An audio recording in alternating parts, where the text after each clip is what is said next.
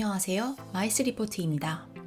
하이브리드 미팅이 코로나 팬데믹 사태 속에서 일약 스타덤에 올랐습니다. 막연해 하고 있을 행사 기획자들을 위해 MPI, 국제회의기획사협회가 하이브리드 미팅에 관한 짤막한 보고서를 내놓았습니다. 하이브리드 미팅은 많은 연구가 선행된 분야는 아닙니다. 일부 다국적 기업이 사용하고 있었던 정보인데 몇 가지 경험에 기반하여 쓰여진 보고서를 지금부터 소개해드리겠습니다. 하이브리드 미팅이란 말 그대로 대면 회의와 가상 회의를 섞어 놓은 것입니다. 적어도 참가자 한 그룹은 대면 회의를 진행하는 동안에 다른 장소의 참가자들과 디지털 방식으로 연결됩니다.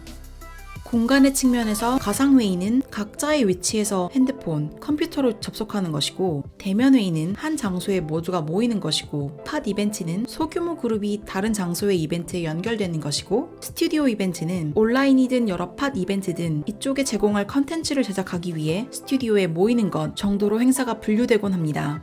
하이브리드 이벤트는 이 공간 요소들을 다 사용하는 거라고 보시면 됩니다. 어디언스 측면에서도 언제든지 온라인 창을 꺼버릴 수 있는 가상 참가자, 참가비를 기존과 같이 막대하게 내고 현장에 오는 참가자, 다른 나라 혹은 타 지역에서 식당이든 해변에서든 참가하는 소규모 그룹까지 다양한 참가자층이 존재할 수 있습니다. 하이브리드 미팅의 최상의 조건은 각기 다른 장소에 살고 있는 여러 다른 참가자 그룹이 있을 때입니다. 그래서 행사 기획자에게는 보다 많은 참가자, 넓은 참가자 스펙트럼을 주는 장점이 있습니다.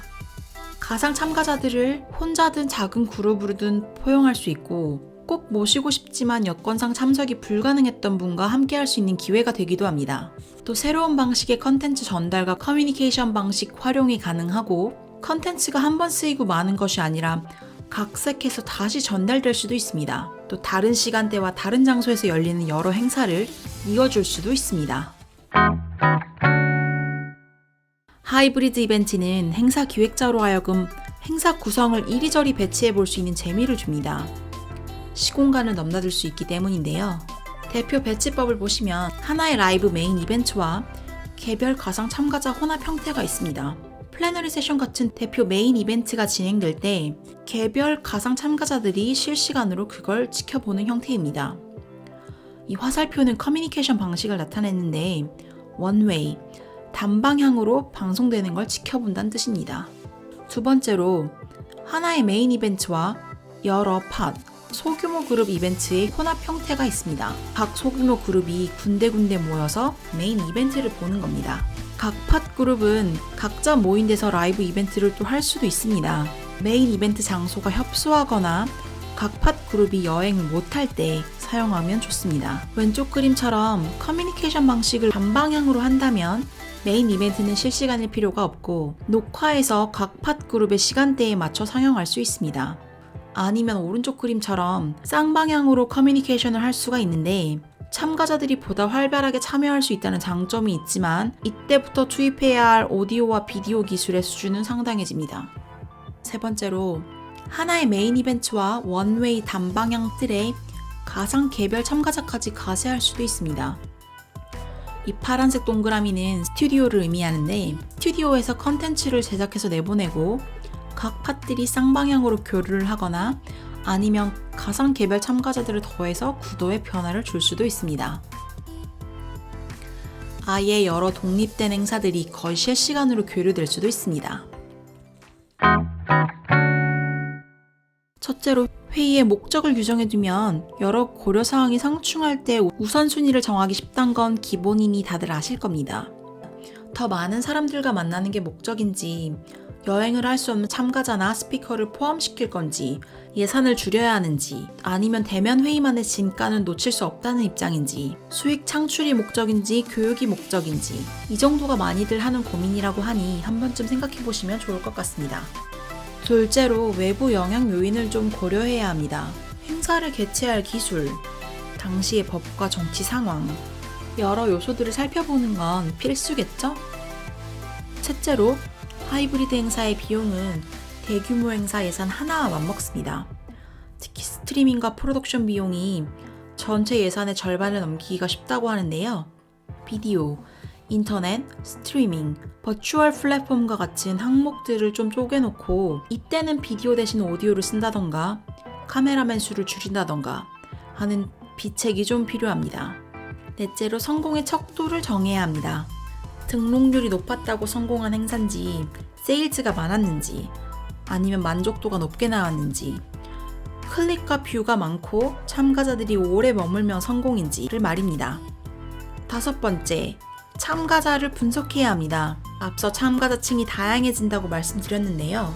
대면 참가자, 팟 참가자, 온라인 참가자, 이 안에서도 대응해야 하는 성격별로 또 나뉩니다. 각 그룹들이 하는 경험을 잘 나눠서 생각해 봐야겠고요. 지역과 시간대에 따라서 언제 활발하게 참여시킬 수 있을지도 고려해야 합니다. 여섯 번째로 이벤트 실행 전략을 세워야 합니다. 보고서에 구체적인 실행 계획이 9가지 정도로 구현되어 있어서 살펴보았는데요. 사전 이벤트 마케팅은 별반 다르지 않습니다. 타겟을 정해서 소셜미디어 채널이나 이메일 등을 이용해서 홍보하면 됩니다. 컨텐츠 디자인은 온라인 참가자들에겐 그냥 발표를 하는 것보단 PPT를 쓴다던가 스튜디오 이벤트 요소를 쓰기로 했다면 스크립트를 만들어야 하는 등 각 상황에 맞게 디자인하면 됩니다. 또 우리 스텝 중 최소 한 명은 붙어서 워낙 여러 플랫폼을 쓰니까 각 유저 인터페이스가 잘 되어 있는지 보면 좋습니다.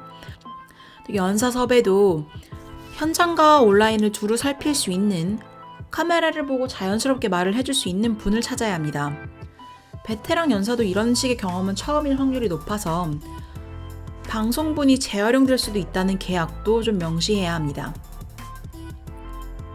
특히 한 곳에 모아서 통제할 수 있는 구조가 아니기 때문에 참여 동료를 위해서 할 일이 정말 많습니다. 비디오 화면을 계속 바꿔주고 가상에도 사회자를 쓰고 현장엔 현장대로 하드카피를 깔아야 하고 채팅방으로 반응 살피기, 참가자끼리 사진과 영상을 주고받을 수 있는 플랫폼을 만들어 준다던가 각 로컬 팟 소규모 그룹끼리 모였을 때 할 수 있는 작은 팀 빌딩 활동도 준비해야 합니다.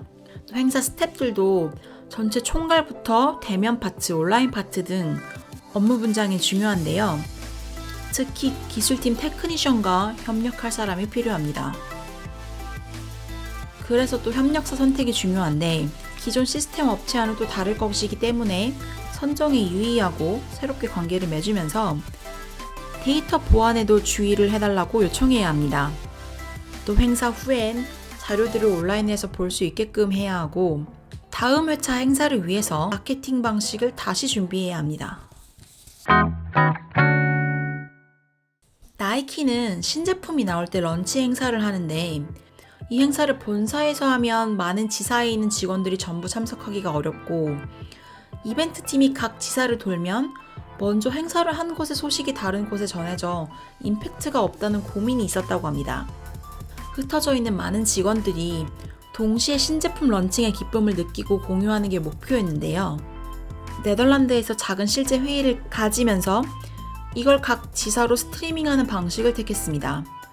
단 신제품은 먼저 각 지사로 보내놓고 행사에서 발표가 시작되면 그때서야 직원들이 그 상자를 열어볼 수 있는 방식을 택한 겁니다. 이 방식에 대만족하면서 유럽 나이키에서는 연 4회씩 하이브리드 미팅을 유지하고 있다고 합니다.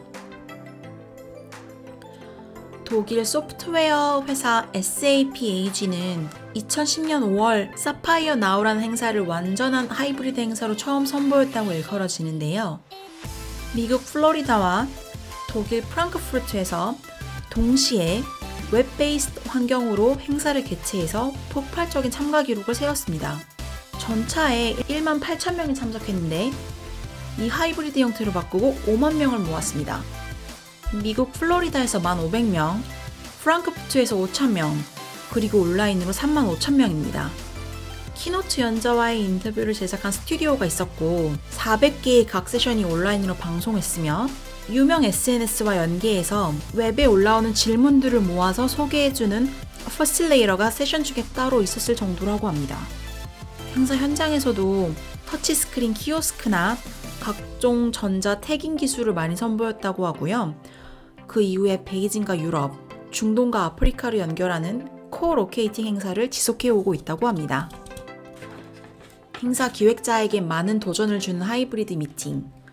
꼭 코로나 사태를 풀어가는 해결책이 되길 바랍니다.